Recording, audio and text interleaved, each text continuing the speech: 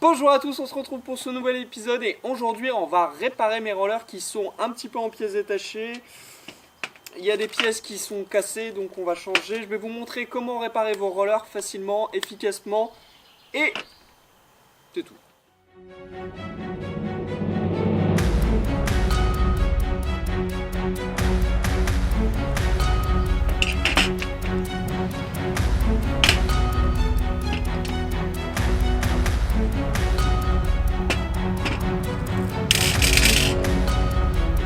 La première chose à faire, c'est bien évidemment d'avoir toutes les pièces de roller. Et pour réparer des rollers, il faut deux clés Allen. Et en plus de ça, je vous conseille d'avoir un tournevis au cas où. Et là, on va en avoir besoin.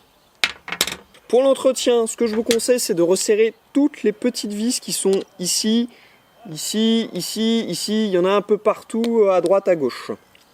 Donc, on peut faire un petit check pour voir ce qui est à réparer. Hop. Voilà.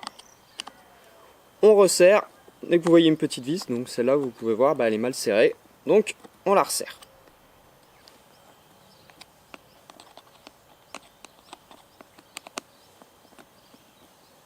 Hop là. Mince, j'ai perdu une partie du tournevis. Vous pouvez voir qu'en début de saison, ce que j'ai fait, c'est que j'ai changé mes lacets. Donc j'ai mis des beaux lacets rouges. J'ai changé les sliders que j'ai mis par des rouges parce que j'en avais des noirs avant et ils ont été bouffés de chez bouffés. Donc cette année, ce que je vais faire, c'est remplacer toutes les parties noires de mes rollers par des parties rouges. Donc les roues seront rouges, les platines seront noires et mon téléphone s'est barré. Là où j'en étais, tout sera rouge. Une pièce que j'ai remarqué qui a cassé, je pense. Je sais pas très bien si elle a cassé, mais vous voyez, la petite languette là, normalement, elle devrait revenir sur elle-même, mais là, je pense qu'elle est complètement morte. Donc, on va la changer, on va voir ce qu'on peut faire. J'en ai une de rechange. Si vous voulez savoir ce que c'est, je vous mets le lien dans la description. Première chose à faire, ça va être de démonter l'ancienne. Alors, c'est la première fois que je démonte ce type de pièce. C'est la première fois que j'en casse une sur tous mes Seba.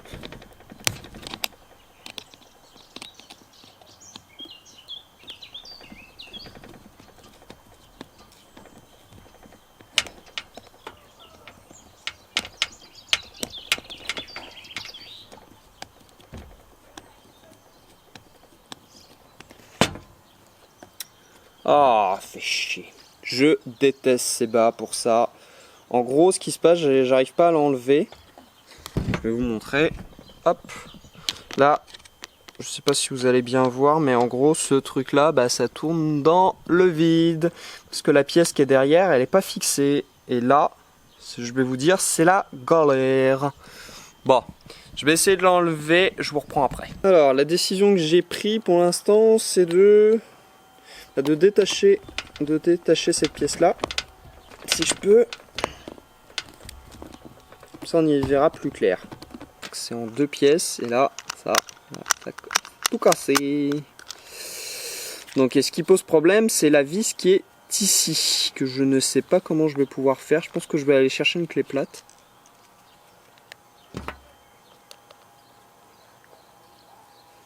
Ah non. Alors, a priori, ce que j'ai fait, sans clé plate, je peux mettre mon doigt dessus, ça le bloque, et là, la vis est en train de partir. Bon, ça va. Mais alors, les pièces de remplacement sont un peu mieux faites, je vais vous les montrer. Hop. Donc, c'est la différence entre les pièces de remplacement que j'ai et les pièces Seba. Alors, j'espère que vous allez voir. Ça, c'est la pièce Seba de base. Donc, vous pouvez voir que c'est une simple vis. Et ce qui est bien fait sur les pièces de remplacement, c'est que c'est les mêmes vis, sauf qu'on a mis des tout petits crochets. Alors j'espère que vous pouvez les voir. Comme ça va rentrer dans le plastique et ça va bloquer la pièce. J'ai remis la pièce correctement, au bon endroit. Le plus dur, ça va être de remettre la vis.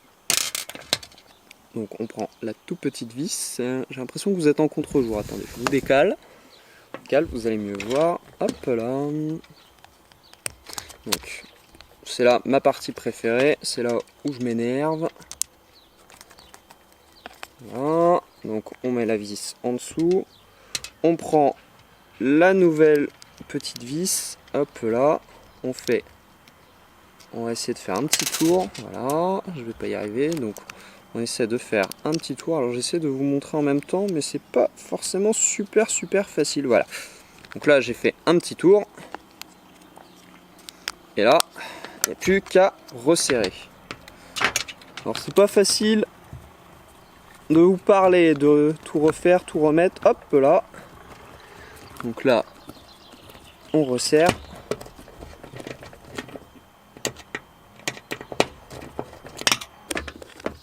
Bon, par chance, il y a des marques d'usure, donc je sais dans quel sens les mettre. Vous voyez toujours. Hop, je vais vous enlever le lacet.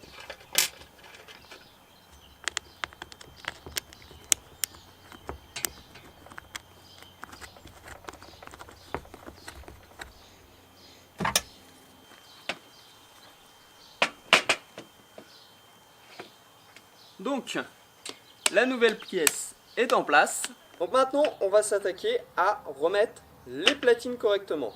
Alors, normalement sur les platines, il n'y a pas de sens, mais c'est plus joli de les mettre avec le logo Seba vers l'extérieur. Alors moi, le logo Seba, vous pouvez voir, il en reste quasiment rien.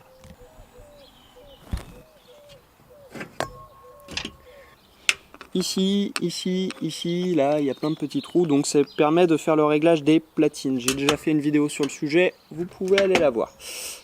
Hop là. Donc moi, il y a des marques d'usure. Alors, je sais pas si ça se verra à la caméra, mais moi, il y a des marques d'usure pour les endroits où je les ai déjà mis. Donc ça permet de savoir les points qu'il faut utiliser. Alors, si vous n'avez pas l'habitude, il faut tester. En gros, il n'y a pas de solution, il faut tester. Moi, c'est légèrement vers l'arrière. Position arrière vers l'extérieur. Tac, on reprend une petite vis de platine. Alors moi j'ai perdu les petites rondelles qu'on met autour. Donc j'en remettrai un autre jour, mais là je vais les mettre directement comme ça, c'est pas trop grave. Donc on fait comme on peut. Voilà. Donc ce que je vous conseille, c'est juste de l'enfoncer. Ça donne ceci. Donc la dernière étape maintenant, c'est de mettre les roues. Alors, ça reste l'étape la plus simple. Donc ce qu'il y a à faire, c'est vous prenez vos roues. Donc là, le problème, c'est que mes roues sont plus ou moins abîmées, comme vous pouvez le voir. C'est qu'elles ne font pas forcément tous le même diamètre. Il faut mettre les plus petites à l'intérieur. Donc celle-là, elle est plus petite à l'intérieur et les plus grosses à l'extérieur. Comme ça, ce qui va se passer, c'est que vos roues vont se remettre correctement, du moins vont avoir la même taille. Bon, avec un peu d'utilisation. Hop là, donc c'est un peu le tri. Hein. Voilà, ça a l'air d'être une petite. Bon, normalement, il aurait fallu que je les numérote, pour les remettre dans la bonne position. Je l'ai pas fait. Et bah tant pis. Bon allez, là c'est la dernière ligne droite. Hop. Si vous n'arrivez pas à enclencher, n'hésitez pas à mettre la clé dedans. Ça réaligne tout ce qu'il y a à l'intérieur, surtout si vous avez des rollers un peu basiques.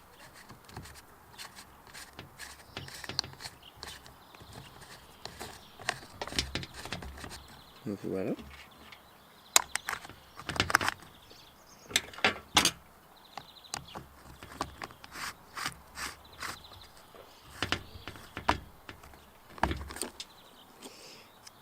Ok.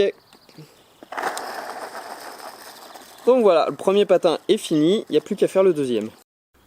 Donc dans ce cas-là, j'avais déjà mis les roues. Hop. Bon là, je vous passe vite fait, hein, c'est toujours le même principe. Vous remettez vos roues correctement et vous remettez les axes. Là, rien de nouveau sous le soleil.